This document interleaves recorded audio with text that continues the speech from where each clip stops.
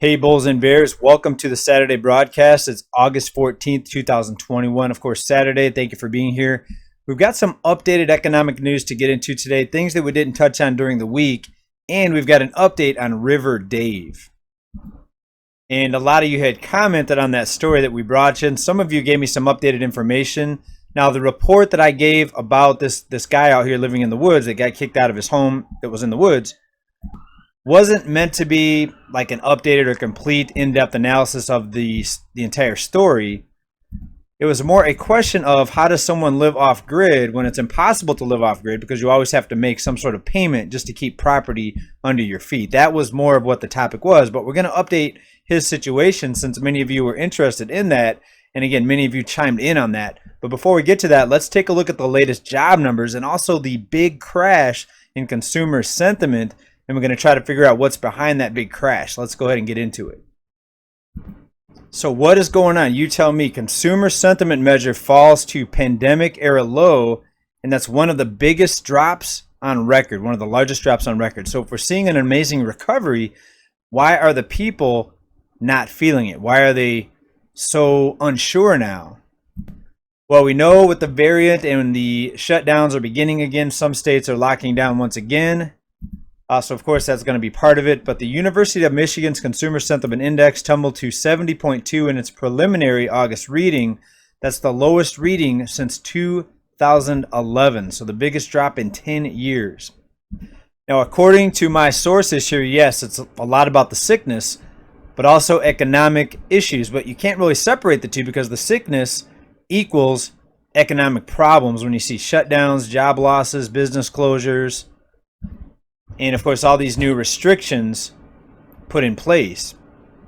And if we go over to Bloomberg.com, we see it gives us a nice chart here, a nice visual of this deterioration in consumer sentiment regarding the economy.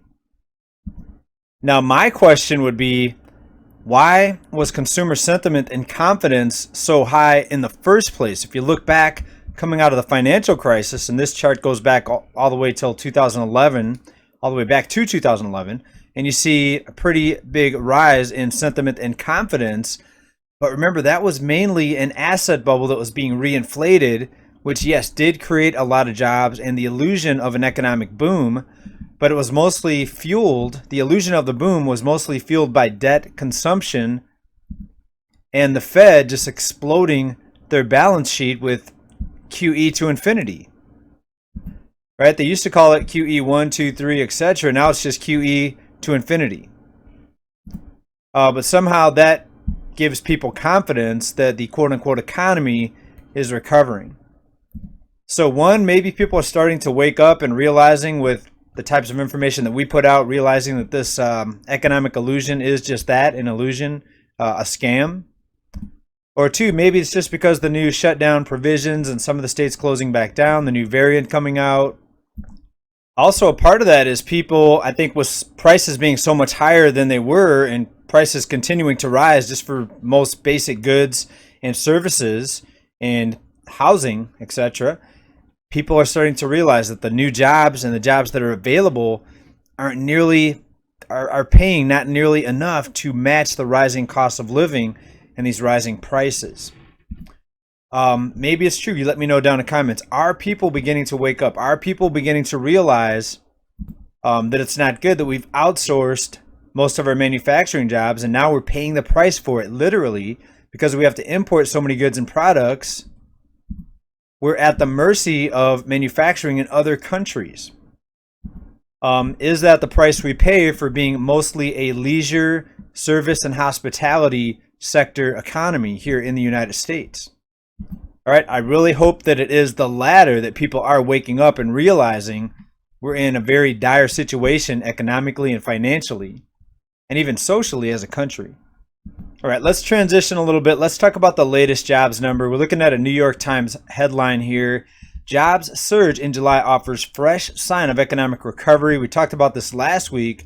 Well, let's compare this to the latest jobless number, jobless compared to jobs. Jobs gained in the month of July, 943,000. Now let's go to the latest jobless number that came out just a couple days ago, and this is a weekly number. And this is out of CNBC, another 375,000 jobs lost in a week, new jobless claims. So let's multiply that by 4 just to give us a rough monthly figure. 375 times 4. It's going to put us over about 1.5 million new jobless filings a week based on, or a month, I'm sorry, 1.5 per month based on that weekly number, just multiplying it by 4. So 1.5 million new jobless filings about per month versus 943,000 new jobs that were gained in the month of July. So you tell me, where is the recovery? 1.5 million lost versus 943,000 gained. Right, again, it's manipulated numbers, cherry-picked data, changing the definition over the last few decades of what's counted as being unemployed. I think most of you know this by now, that it's a big scam. But again, with that big drop in consumer sentiment, are people realizing this? Or is it just the fear of the shutdowns and the new restrictions, etc.? Please let me know what you think. Now, let's get back to River Dave. Now, I'm glad that many of you chimed in on this. Now, the question that I presented in that video about River Dave, and for those of you who didn't watch it, River Dave was kicked off of land that he lived on for about 30 years. The problem is, it's someone else's land. Of course, that's not legal. You cannot just live on someone else's land. Many of you made that clear down in the comments. Of course, most people know that. All right, again, this is not to question the law. The law is you can't just squat on somebody else's land unless you look at the eviction moratorium, and that's outside the rule. That basically overrides the law. But the question is, how can someone live off grid if you have to pay constant bills and not be able to just live off grid? You have to have a checking account to be able to pay the taxes. In this case, you can't live somewhere without some sort of payment that never ends. In this case, taxes, property taxes. All right, so unless you can get money out of a tree or out of the river to send in to the tax assessor, it's impossible to live completely off grid. You have to have some sort of access to a checking account or online banking, or access to a vehicle to get into the city to go to a bank. Right, you see what I'm getting at? So you can't just be off grid in this country anyways. All right, so just to be clear, again, we're not questioning the law. There are laws that say you can't squat on somebody else's land. The eviction moratorium, of course, different story.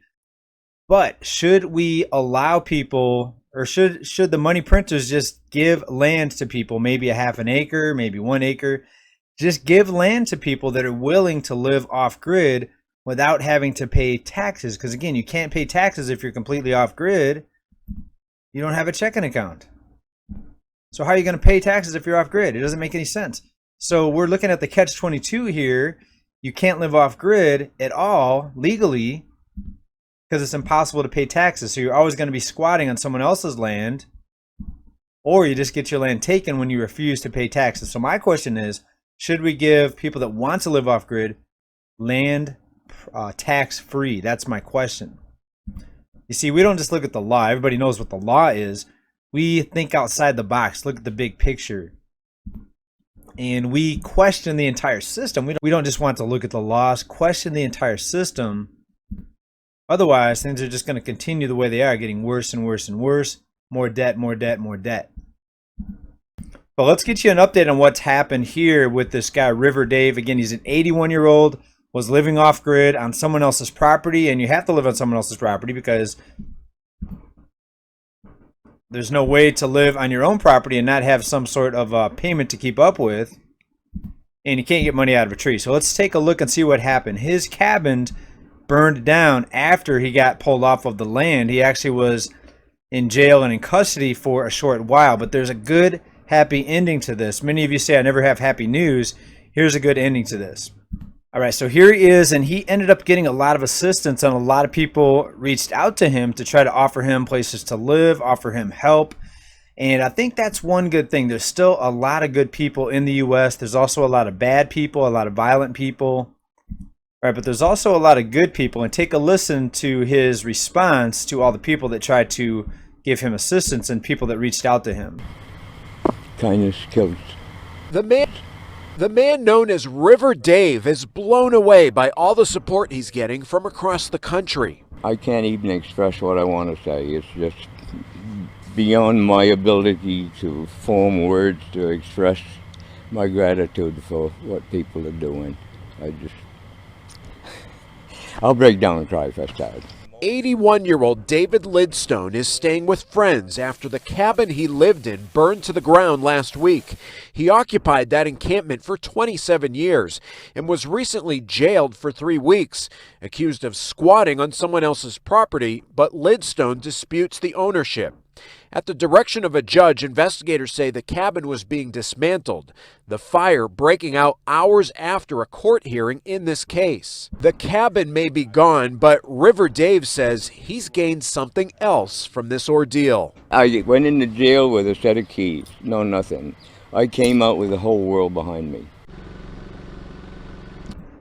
All right, so there you hear him. He is grateful. He ended up getting about a dozen offers for places to stay, which is pretty cool. But something I found interesting is what he also talked about. River Dave also talked about the reason why he chose to be a hermit and to live off grid. It wasn't completely financial.